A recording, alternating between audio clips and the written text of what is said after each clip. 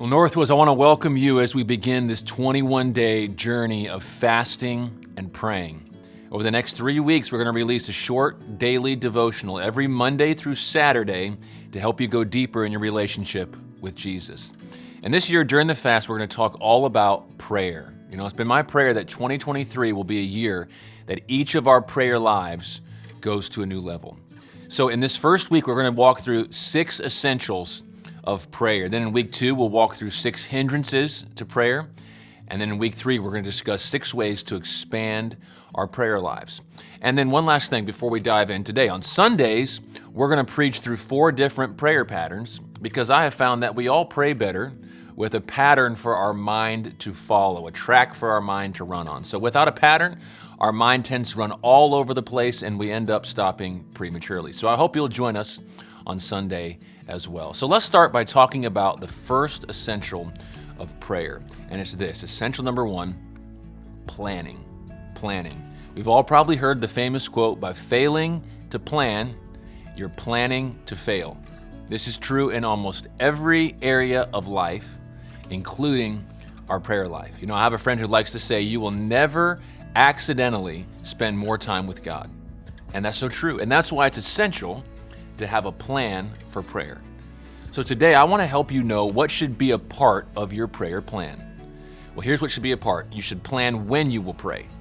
This is important because if you don't predetermine when you will pray, it will take a back seat to the rest of your life. In many places in the Bible, we find that Jesus and others had certain times they would pray. Here's one scripture. Very early in the morning, while it was still dark, Jesus got up, left the house, and went off to a solitary place where he prayed. So sometimes Jesus prayed in the early morning hours.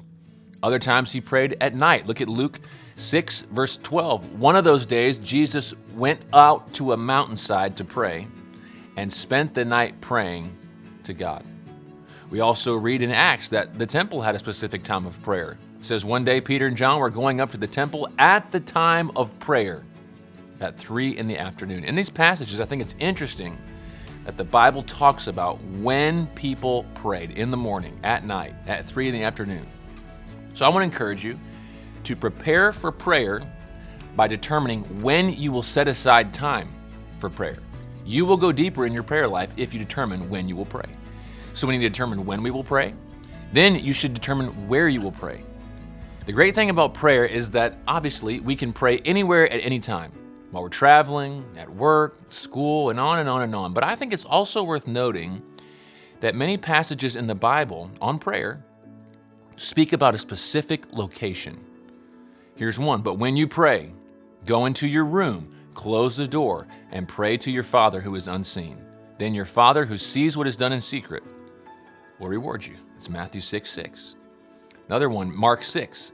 After leaving them, talking about Jesus, he went up on a mountainside to pray.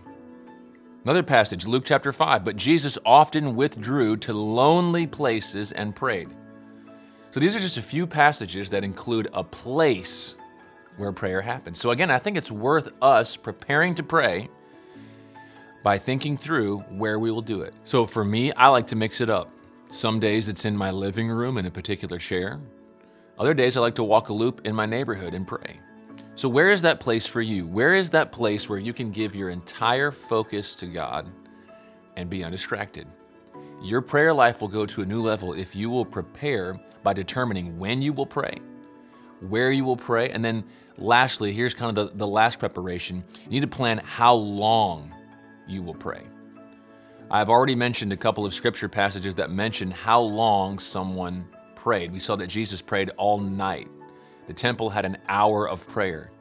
And Jesus once said to his disciples in the Garden of Gethsemane, he returned to his disciples and found them sleeping. He said, "Couldn't you men keep watch with me for 1 hour?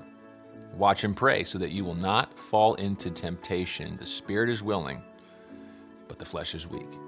So Jesus talks about prayer for an hour. And so here again, we see in the Bible that there is mention of how long people prayed. I think in the same way, we should determine how long we will pray. And as you determine how long you will pray, I want you to remember that however long you choose needs to be sustainable for you. Sustainability is the key. This means if you rarely pray, Don't suddenly determine you're going to pray for an hour a day. The odds are that won't last. Maybe a good start would be to pray for 10 minutes a day or 15 minutes a day. Others might go for longer, up to an hour, even beyond that. So if you want to go deeper in your prayer life, you must plan to pray. So take some time today to plan not only for these 21 days, but beyond then, when you will pray, where you will pray, and how long you will pray. Put your plan together and then go after it. I'm praying for you today, and I hope that you tune in tomorrow as we walk through the second essential of prayer. Have a great day.